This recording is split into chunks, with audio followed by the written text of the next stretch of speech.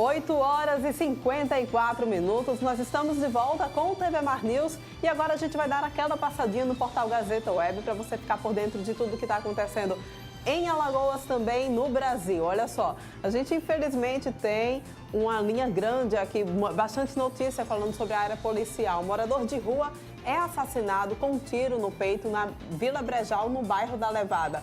Uma outra matéria também seguindo a linha da polícia. Homem é preso suspeito de espancar idoso a pauladas em Arapiraca.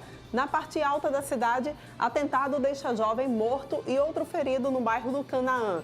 Na capital, uma operação da Polícia Civil fecha casas de jogos de azar em áreas nobres.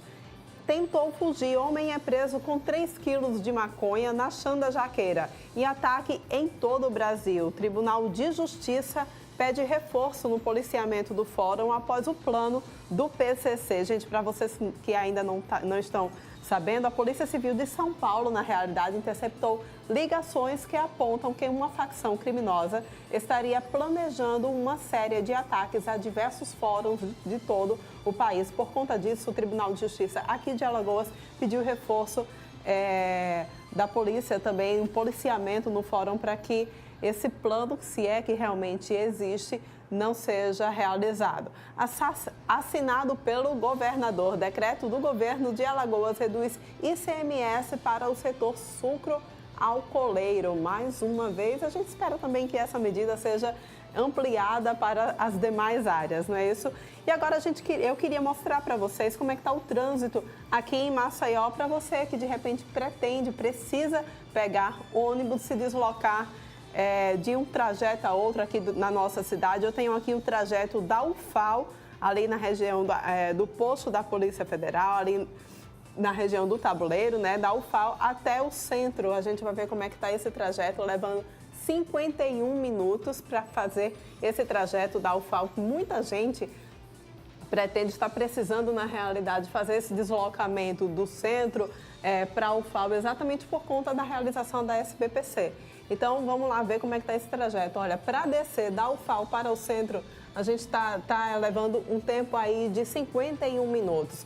O trânsito não está fluindo tão bem assim, a gente percebe quando ele está nessa cor amarela, é porque o trânsito está fluindo devagar, né? A gente está levando aí o pessoal que vai precisar fazer esse trajeto 10 minutos da UFAL até o posto da Polícia Rodoviária Federal, aquele antigo posto, e de lá até o centro mais 41 minutos, andando aí a cerca de 18 km por hora. Lembrando que esse é o trajeto que está sendo feito na linha azul. Então, se na linha azul está complicado desse jeito, imagine para quem está andando de carro ali, precisando fazer esse trajeto de carro. Agora, a gente vamos ver no contrário, né, para quem vai precisar se deslocar para a UFAL para poder chegar até o evento lá, SBPC. Olha, levando um pouco menos, né? São 49 minutos para fazer esse trajeto do centro para a UFAL.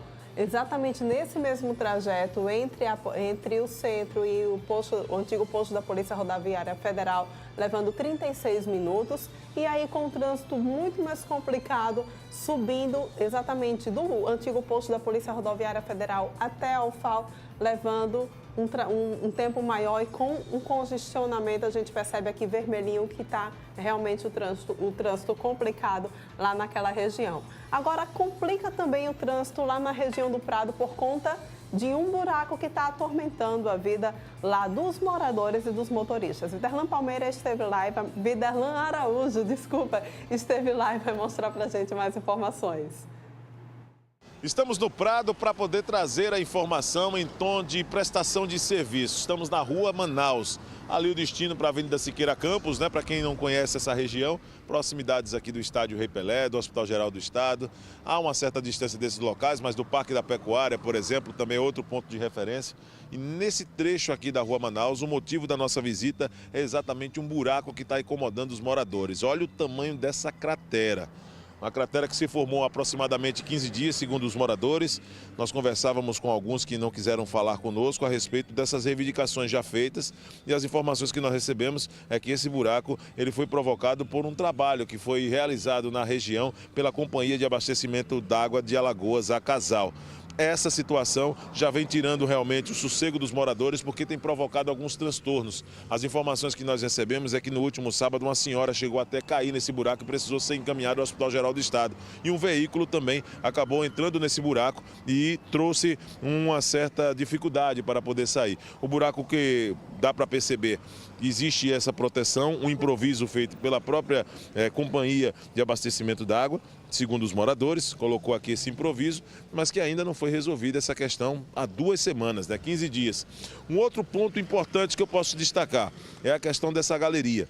Essa galeria aqui, local onde nós estamos agora aqui pisando, tem o final dela aqui nesse buraco, e isso poderia ser também um dos pontos que acabou resultando essa água que infiltrou aqui no local, e já dá para perceber que o buraco já tem uma enorme proporção a respeito das questões de risco mesmo para a população. Um outro detalhe aqui nessa mesma rua, que é a Desembargador Inácio Lins, nesse cruzamento com a Rua Manaus, com a Rua Desembargador Inácio Lins, é essa depressão que já começa a se formar também, o que dá uma ideia de que nesse trecho aqui, em breve, um outro buraco irá se formar. Então é preciso que os técnicos venham para poder resolver essa situação, para saber o que é que de fato está acontecendo, de onde é que está partindo esse vazamento, se é um vazamento ou por onde uma água está infiltrando para poder provocar uma questão de risco como essa, crateras como essa que nós estamos mostrando aqui para a nossa reportagem. Nós estamos na Rua Manaus, pedindo, claro, a presença das autoridades para resolver esse problema, porque a situação realmente é de extremo risco. O veículo vai passando agora, por exemplo, olha aí, vai passando por cima dessa depressão e daqui a pouco pode ser que esse seja mais um buraco e trazendo muitos transtornos para os moradores. Imagens de Flávio Santos, aqui da Rua Manaus, no Prado, cruzamento com a Desembargador Inácio Lins, Viderlan Araújo para a TV. Pois é, olha só, disse você, complica a vida também de quem mora por lá, de pedestres e também dos condutores. Gente, agora a gente vai falar sobre o tempo para você que está em casa. Percebeu que o dia hoje amanheceu com chuva? Pois é, muita gente já fica triste se perguntando, será que o final de semana vai ser assim? E a gente recebe agora aqui no estúdio Vinícius Pinho, que vai passar essas informações para a gente. Bom dia, Vinícius, tudo bem? Tudo bom. Então, será que vai dar chuva mesmo esse final de semana? Qual a previsão para hoje? Então, a previsão para hoje é de bastante nebulosidade em toda a faixa litorânea do estado de Alagoas, com algumas chuvas isoladas. A partir da tarde tem uma leve melhora, onde aparece um pouquinho de sol aqui nessas regiões, principalmente na metade leste do estado. Na metade oeste do estado, no sertão, no semiárido, onde a gente precisa mais de chuva, infelizmente o tempo continua seco, com pouca nebulosidade, bastante incidência de radiação solar, o que aumenta a evaporação, ou seja, diminui ainda mais as reservas hídricas e bastante calor ainda. Pois é, agora, por que a gente está tendo esse tempo de chuva? A gente teve, na realidade, a formação de um cavado, Ainda a influência dele? Ainda a influência dele. Esse cavado ele tá formado desde o norte da Bahia, passando pelo estado de Sergipe e sobre o estado de Alagoas. Ele vem atuando nos últimos dias e deve continuar atuando pelo menos até amanhã pela manhã. Amanhã pela manhã deve continuar essa chuvinha rápida, essa chuva que deve se estender hoje pela madrugada até amanhã pela manhã. A partir de então que o tempo começa a ficar mais seco. E a tendência é que o domingo, sim, seja de tempo seco em praticamente todo o estado, com pouquíssima chance de chuva. Ainda bem, pelo menos domingo a gente vai poder aproveitar. Domingo a tendência é que seja um dia de praia, de sol e calor. Agora eu fiquei sabendo que você estava programando um churrasco para amanhã. Como é que vai ficar? Vai ter o churrasco. A chuva é só pela manhã. Antes de começar o churrasco, a chuva já deve parar. Olha, tem gente já gritando ali, levantando a mão, eu vou. Esperem os convites, gente. E também, exatamente, você começa a falar, então, exatamente sobre esse período de estiagem, Apesar de a gente estar no inverno, a gente não está tendo o inverno do jeito que deveria ter, Exato. Não está chovendo o suficiente, principalmente na região do semiárido. Isso de todo o Nordeste, Alagoas não é diferente, a gente já começa a se preocupar. E já começa também, Vinícius, a falar sobre El Niño, não é isso? É mais uma preocupação para a gente. Olha, a gente tem essa imagem que mostra exatamente como é que está o tempo para hoje, Então, hoje a gente ainda percebe uma frente sobre o Paraguai, chegando no oeste do Rio Grande do Sul. Aquela outra frente fria ela já se deslocou para o oceano, que estava associada a um sistema de alta pressão. Aqui no estado de Alagoas, em toda a faixa leste do nordeste do Brasil, a gente consegue visualizar bastante nebulosidade também, ainda decorrente desse cavado. Essa banda de nebulosidade, a zona de convergência intertropical, ela continua atuando no norte do país, mas já se afastou um pouquinho do norte e do nordeste, só alguns resquícios entre o Maranhão e o norte do Pará. Agora, Vinícius, não é muito comum ver a zona de convergência intertropical nessa época do ano, né? Não, a zona de convergência intertropical, ela se posiciona basicamente, ela faz essa movimentação e ela faz essa movimentação de acordo com a temperatura do Oceano Atlântico. Onde o Oceano Atlântico está mais aquecido, é para onde ela se desloca. Como o Oceano Atlântico Sul, próximo da região equatorial, ele vem mais aquecido nesses últimos dias, a zona de convergência ela voltou a dar uma baixada. Então, na semana passada, mas anterior... não era para estar assim, era para a água estar mais climatologicamente, era para a água estar um pouquinho mais fria aqui nessa região e mais aquecida aqui, no norte do continente. Pois é, a gente ficou sem imagem agora. E aí, exatamente todas essas mudanças que a gente vivendo é o que se configura também para a gente pensar que a gente vai ter ninho e a gente vai ter um tempo mais seco aqui no Nordeste. Isso, nós temos uma situação bem preocupante, porque nós temos uma coisa que a gente chama de memória da seca. Nós tivemos 5 anos e meio de seca severa, a maior seca já registrada aqui no semiárido brasileiro, e ano passado, de maio em diante, nós tivemos bastante chuva. Mas como a vegetação ela tem essa memória de seca, se nós tivermos um novo período seco, uma nova estiagem, uma nova seca, essa seca ela vai se instaurar mais rapidamente, o impacto dela vai ser sentido mais rapidamente. Isso já vem acontecendo, nós já estamos sentindo os impactos tanto na vegetação quanto nos reservatórios de água em todo o semiárido alagoano. Não só alagoano, em praticamente todo o semiárido brasileiro, desde o norte de Minas Gerais, todo o semiárido da Bahia, até essa região do Rio Grande do Norte, Ceará, Piauí. Essa situação já vem sendo sentida e ela tende a se agravar ainda mais. Porque apesar de hoje nós estarmos numa situação de neutralidade no Oceano Pacífico, a tendência é que nós tenhamos um novo fenômeno El Niño. O El Niño nada mais é que o aquecimento das águas do Pacífico Equatorial. Ele tem um impacto muito significativo aqui tanto na região Nordeste quanto na região Sul. Com esse aquecimento das águas do Pacífico, a gente, inclusive, tem uma imagem aí para mostrar exatamente como mostra o aquecimento temperatura da superfície do mar. Exatamente. Essa imagem.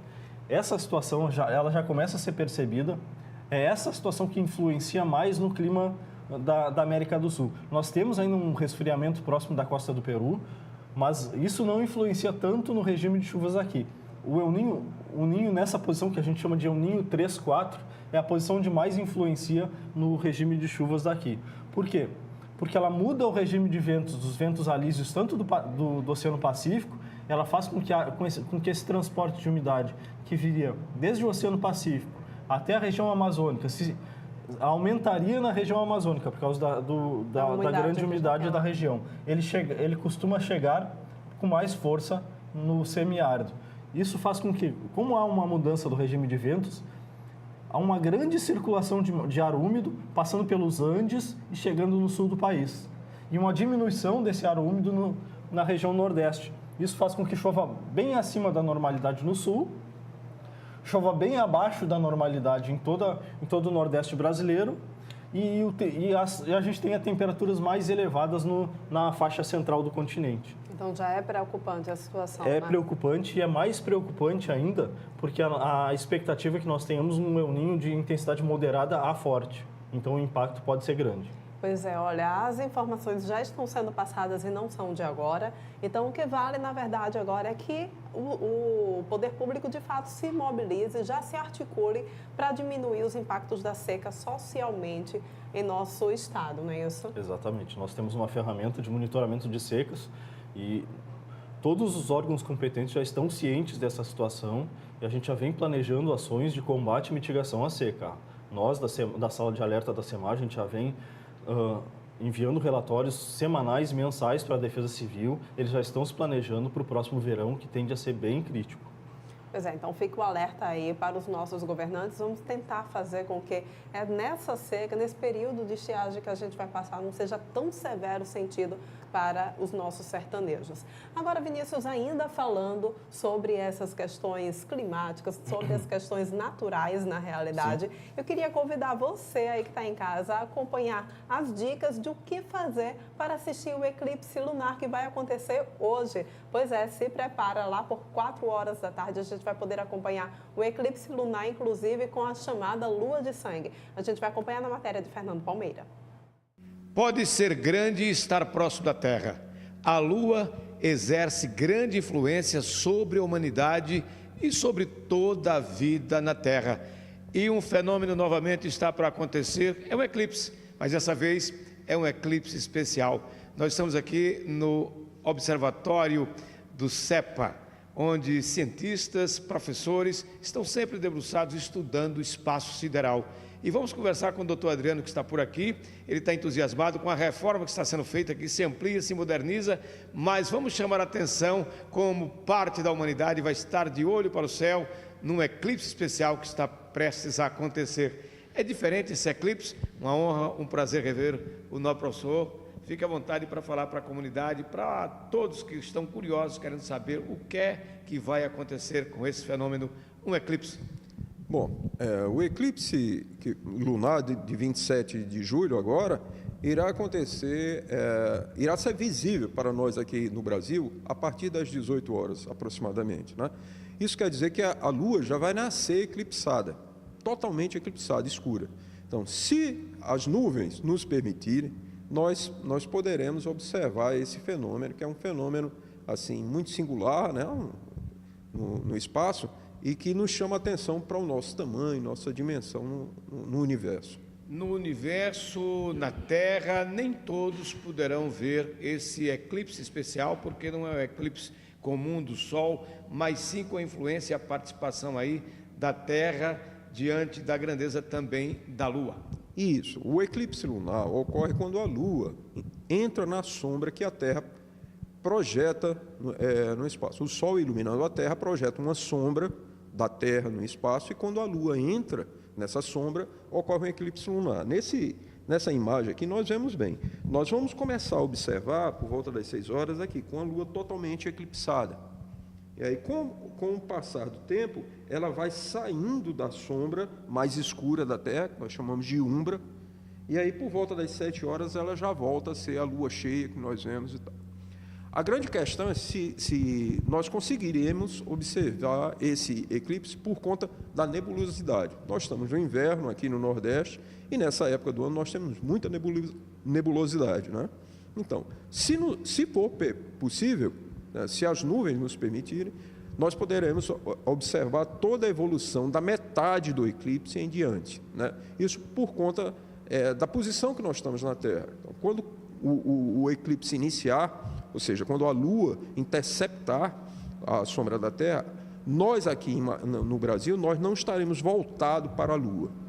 Mas quando a Lua estiver já toda imersa na sombra, aí a rotação da Terra nos coloca na posição em que veremos a Lua nascendo próximo ao horizonte leste, ao ponto cardeal leste, um pouco ao sul.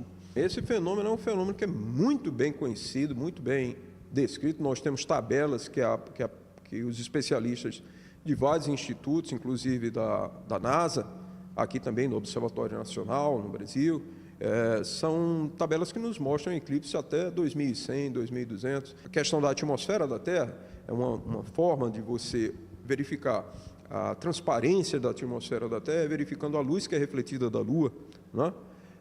Também, se os modelos físicos matemáticos que são utilizados para descrever esse movimento estão corretos, precisamente corretos, ou apenas com um erro pequeno, então é preciso se medir. Então, esse trabalho de refinamento do que já é bem conhecido que é feito pelos pesquisadores no mundo todo. O universo é isso, sempre em ebulição, o universo, essa maravilha que Deus nos prodigaliza, e o convite para que você também acompanhe esse grande espetáculo, esse fenômeno da natureza, do universo, esse eclipse lunar especial, para você também viver e acompanhar.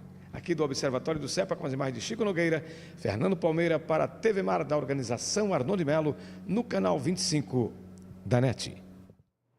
Pois é, gente, então ficam as dicas aí para que você em casa possa acompanhar. Lembrando que aqui no Brasil a lua não nasce às 4 horas da tarde, nasce mais tarde, então a gente vai começar a apreciar esse eclipse lá a partir das 5h30, a gente já começa a apreciar, tá bom? A gente vai agora para um rápido intervalo, mas volta daqui a pouquinho, porque eu tenho uma conversa muito séria para ter com você, na realidade, séria entre aspas, a gente vai rir um pouquinho daqui a pouco.